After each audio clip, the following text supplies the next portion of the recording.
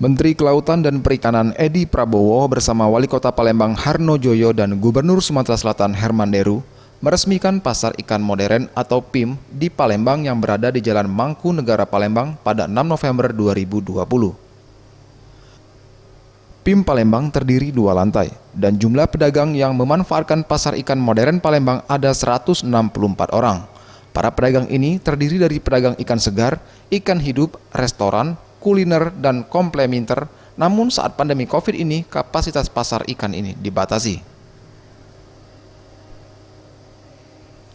Dalam sambutannya, Menteri Kelautan dan Perikanan Edi Prabowo mengungkapkan, pasar ikan modern bukti pemerintah benar-benar fokus mencari jalan keluar bagi masyarakat yang ekonomi sedang terpuruk akibat COVID-19, dan PIM Palembang terobosan yang menjadi tempat pelaku UMKM untuk melakukan transaksi secara nyaman.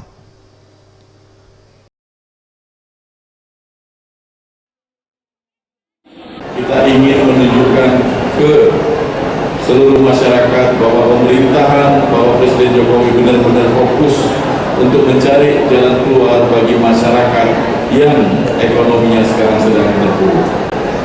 Pasar ikan modern ini adalah salah satu terobosan yang diharapkan menjadi tempat para pelaku usaha kecil dan menengah bisa melakukan usaha secara nyaman.